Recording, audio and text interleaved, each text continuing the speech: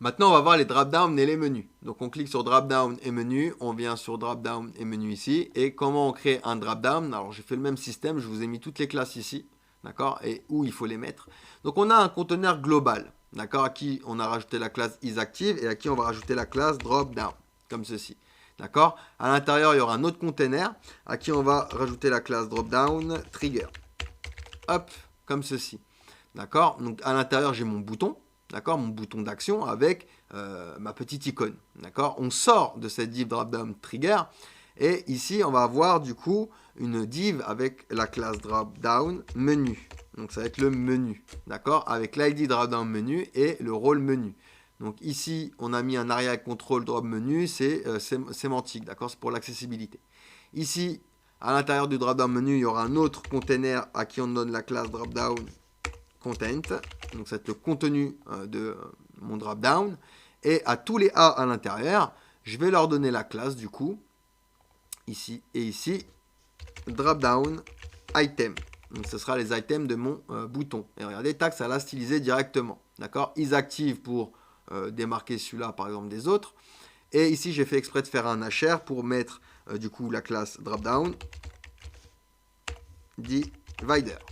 Hop, et regardez, ça me crée une petite ligne comme ça, séparée. D'accord? Donc, il y a une autre manière de faire des drop-down. Donc là, c'est la même chose qu'en haut. Il n'y a pas de différence, c'est la même chose qu'en haut. Sauf que là, j'ai retiré les liens, j'ai juste mis un contenu. D'accord? Et je vais rajouter ici, du coup, la classe isOverlable. Hop, comme ceci. D'accord?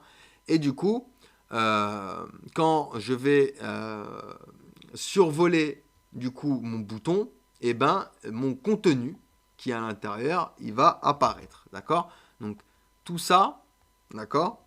Ici, alors, hop, à ce niveau-là, c'est la même chose qu'ici. Hein. J'ai fait exactement la même chose qu'ici. J'ai juste rajouté ici la classe isOverlable. D'accord? Et quand je vais over, du coup, paf, regardez, j'ai bien mon contenu qui apparaît. D'accord? Donc, ça, c'est pour les drop-down overlap. Et on a aussi les drop-down quand on va cliquer. Donc ici, pareil, j'ai un drop-down. Là, je lui ai donné par contre un ID, drop. Et on va faire juste quelques lignes de script ici. On va faire déjà une var qu'on va appeler drop. On va lui dire égal document.getElement by ID. Et on va prendre drop. D'accord? Ensuite, on va donner un événement à drop. D'accord? On vient ici, on va dire drop.addEventListener, add event listener, lequel le clique, je lance une fonction. Une fois que ma fonction est lancée, alors ici, à l'intérieur, je vais exécuter drop.classList.toggle et on met la classe isActive de Bulma. D'accord? Hop.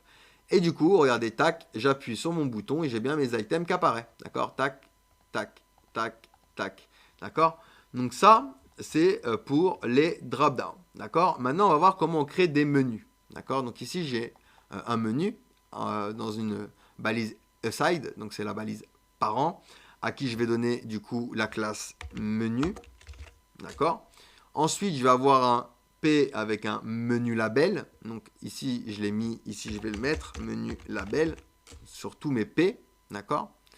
Et ensuite, sur les UL, je vais avoir menu liste. Menu liste. Donc, hop, et hop.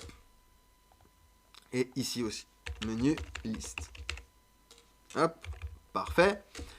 Et du coup, regardez, ici, j'ai bien, du coup, mon menu, d'accord, avec une stylisation particulière. Donc ici, j'avais oublié, j'en ai un dernier. Hein, on fait menu label et menu liste. D'accord? Hop. Et là, j'ai bien créé un petit menu comme ça. Vous voyez, menu 1, menu 2, menu 3, bien compartimenté comme ceci. Donc voilà comment gérer les drop-down et les menus avec Bulma. Posez-moi des questions si vous en avez. Sinon, on passe à la suite.